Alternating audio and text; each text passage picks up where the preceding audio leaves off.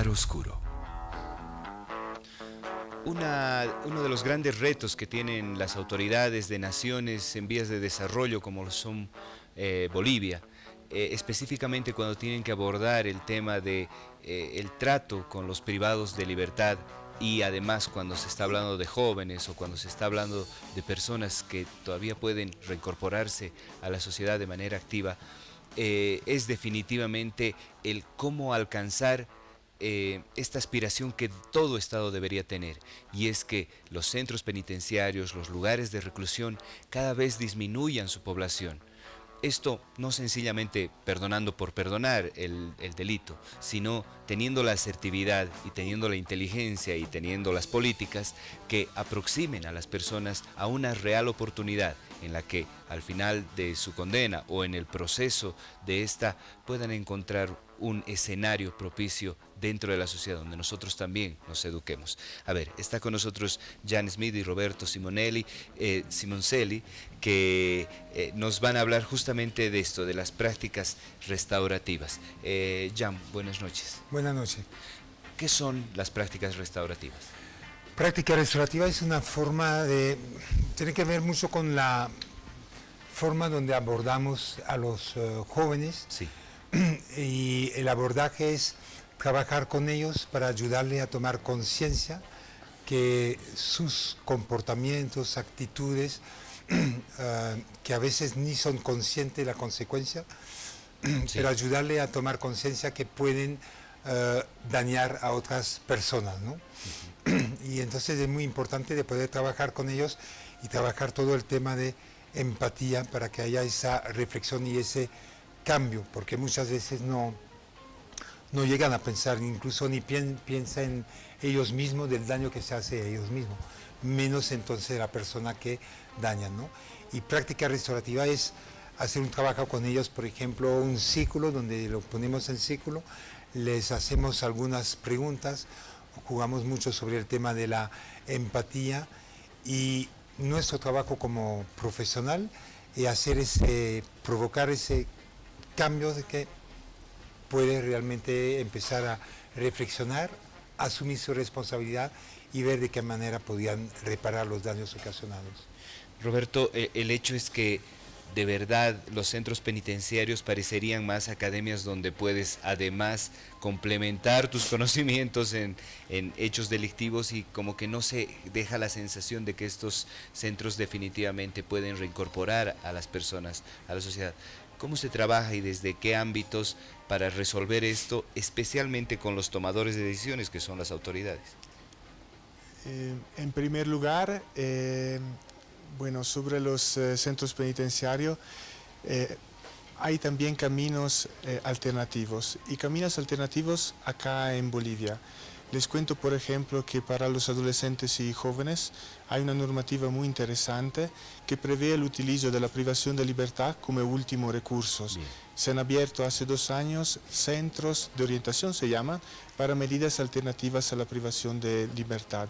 Entonces, los que no cometen delitos graves van en estos centros hay programas no solo de reintegración, sino también programas restaurativos que apuntan a estimular la reflexión, la autorresponsabilización de los jóvenes, y pero también encontrar a las víctimas. Estamos hablando de justicia restaurativa, estamos hablando de una justicia horizontal, donde se da espacio a los verdaderos protagonistas, que son las víctimas y que son también los ofensores.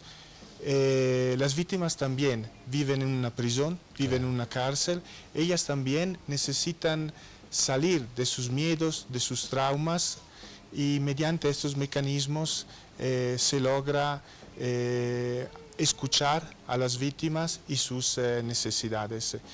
Entonces, los que cometen delitos leves pueden entrar en estos centros de programas alternativos a la privación de libertad, y los centros penitenciarios tendrían que ocuparse de casos graves de manera serias y con programas específicos. Y eso pensamos que es posible hacerlo, pero hay que creer. Lo más interesante de estas prácticas restaurativas es que no solamente involucran a uno de los actores del conflicto que ha determinado que una persona esté en un centro penitenciario, sino también la atención a las víctimas. ¿Cómo es que se convoca y cómo es que se trabaja con las víctimas que han sido a lo mejor también protagonistas de estos hechos? Si hablamos de práctica restaurativa de círculo dentro de un centro penitenciario, uno puede decir es muy difícil que la víctima llegue, ¿no? Pero te doy ejemplo en otros países de Latinoamérica donde he trabajado. Nosotros hemos trabajado esos encuentros restaurativos y cuando una víctima ha participado en eso y realmente siente que sus derechos y necesidades son atendidas, que ha podido expresarse, decir cómo se siente, ha pedido una reparación, la cual se cumple, siente que la gente reconoce que lo que le pasó fue injusto e inmerecido, proponemos a esa víctima si quiere ayudarnos y estaría dispuesto, por ejemplo, a acompañarnos en un centro penitenciario. Bien. Viene con nosotros en el centro penitenciario y nosotros en el centro hemos invitado a unos internos jóvenes que más o menos tienen el mismo tipo de delito que han cometido, no tienen nada que ver con esa víctima que viene, y entonces cuando hacemos un círculo le pedimos a la víctima de contar su historia y jugamos todo sobre el tema de la empatía, y cuando ellos escuchan esa víctima contar el daño, cómo ha sufrido, pero no solamente ella, su familia, etcétera, etcétera, los jóvenes empiezan a dimensionar realmente el tamaño del daño, y llega a tal punto que algunos incluso se levantan y se pide disculpas a una persona que no tiene nada que ver con ello, porque hubo ese intercambio y es lo que tenemos que hacer, es ayudarle a tomar realmente conciencia. Y ¿sabes lo que es interesante en eso? Es todo el tema de las emociones. Seguro. Porque muchas veces esa víctima empieza a llorar, a tener, y los otros empiezan a ver. Roberto, ¿van a ustedes a trabajar con autoridades, con justamente esta parte de la legislación que se encarga de tomar decisiones en relación a cómo se actúa y se opera dentro de los centros penitenciarios o de estos centros alternativos que se están construyendo? ¿Se van a hacer talleres en La Paz y en Santa Cruz? Háblame un poquito de esto. Sí, pero quisiera decir también por favor. No trabajamos solo con las autoridades, y agradezco la invitación aquí, porque una norma también, por cuanto pueda ser progresista, no se puede aplicar si la sociedad y también los medios de comunicación no están sensibilizados. Entonces aquí el concepto es sencillo: se puede curar el mal con el mal, se puede curar el mal mediante solo el castigo, se puede educar mediante solo el castigo. Y yo pienso que son estos los conceptos que hay que poner en la mesa para que toda la sociedad pueda, de un lado, debatir, y de otro lado, pero demostrar también que son posibles caminos alternativos. Le estaba contando antes la experiencia de justicia restaurativa aquí en Bolivia, que es una experiencia hermosa. Hay distintas... En Calauma, ¿no? En Calauma hay realmente buenas prácticas, hay buenas prácticas también en otros centros para adolescentes en todo el país. Entonces digamos que hemos conseguido unas cuantas curas, medicamentos buenos en el campo de la justicia, pero hay que ver también cuál es la enfermedad. Y la enfermedad es seria, en el sentido que se refiere a los valores pobres que puede tener una sociedad, el hecho de ganar dinero fácilmente, el hecho de tener como horizonte solo el suceso, el dinero. Entonces yo pienso que está bien encontrar caminos interesantes en el sistema penal, pero hay que enfocarse mucho en las políticas de educación, de salud, por supuesto, de prevención. Claro. Y aquí las prácticas restaurativas nos pueden dar caminos realmente interesantes. ¿En qué fechas y con quiénes se van a encontrar para compartir un poco estas experiencias? Bueno, en los próximos días ya se han empezado cursos de formación gracias al apoyo también del Ministerio de Justicia y también al apoyo de las gobernaciones acá en La Paz.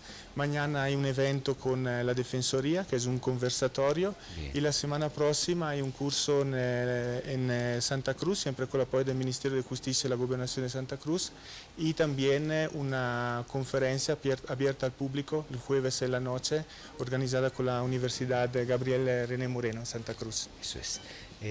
Jan, Roberto, gracias.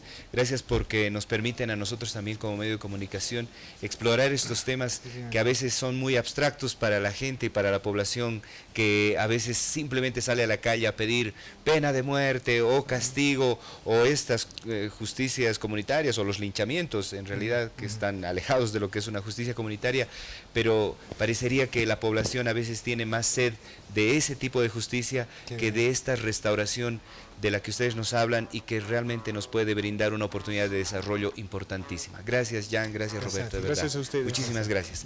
Voy a cerrar esta entrevista con esta reflexión que nos dejan estos dos cooperantes que de verdad nos ayudan a comprender la dimensión de lo que significa una cultura de paz, buscar una verdadera convivencia. Un Estado, una nación, una sociedad solamente se va a poder desarrollar si consigue esta interpretación de los dos lados. Si nosotros como población reflexionamos y dejamos de discriminar, por ejemplo, a la persona que ha dejado un centro penitenciario, o dejamos de cruzarnos al frente solamente porque la apariencia del chico que viene por la misma acera es peligrosa, si nosotros realmente reflexionamos que gran parte del problema está en nosotros, en esa sociedad civil que camina por la calle, pues entonces va a ser mucho más fácil también construir estos nuevos espacios y nuevas oportunidades para la gente que por uno u otro motivo ha podido delinquir y ha podido terminar en un centro penitenciario. Vámonos a un corte, enseguida volvemos con mucho más de Claro Oscuro.